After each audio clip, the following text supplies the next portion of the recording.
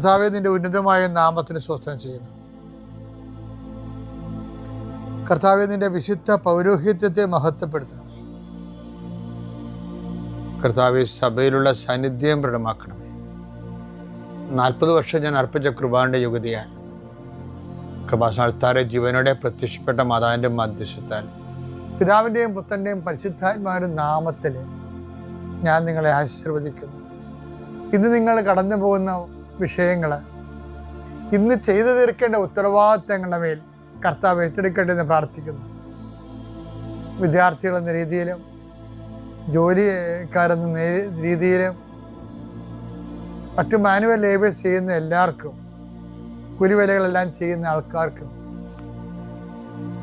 അവരുടെ മേലെല്ലാം രോഗമായിട്ടും പ്രയാസമായിട്ടും പണിപ്പാട്ടിൽ പ്രശ്നങ്ങളൊക്കെ ആയിട്ട് ജീവിക്കുന്നവരുണ്ട്. പണി നഷ്ടപ്പെട്ടവരുണ്ട്, പണി നഷ്ടപ്പെടുത്തിയവരുണ്ട്.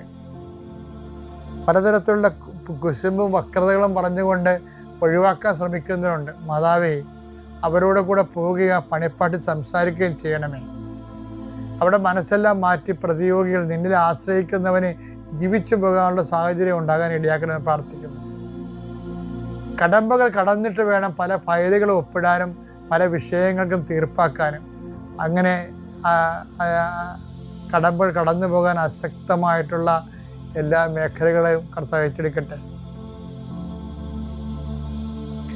ഇന്ന് നിന്നെ ഭയപ്പെടുത്തുകയും ആകുലപ്പെടുത്തുകയും വേഗരപ്പെടുത്തുകയും സങ്കടപ്പെടുത്തുകയും ചെയ്യുന്ന വിഷയങ്ങൾ, വ്യക്തികൾ, വഴികൾ, സംരംഭങ്ങൾ, മീറ്റിങ്ങുകൾ, സമ്മേളനങ്ങൾ, മറുപടി പറയേണ്ട അവസ്ഥകൾ വന്നിരിക്കുന്ന വിഷയങ്ങൾ ഇതിലെല്ലാം കർത്താവ് നിന്നെ സന്ധിക്കുകയും സമാധാനപ്പെടുത്തുകയും ചെയ്യട്ടെ.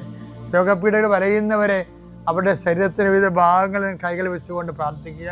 എൻ്റെ കർത്താവിൻ്റെ ഉന്നതമായ നാമത്തിൽ സഭയുടെ അധികാരത്തിൽ കുരിശടയാത്തി കൃപാസനത്താരെ ജീവനോടെ പ്രത്യക്ഷപ്പെട്ട മാതാവിൻ്റെ മധ്യസ്ഥത്തിന് രോഗപീഠകളെ ഈശ്വരനാമത്തിൽ സൗഖ്യം പ്രാപിക്കും.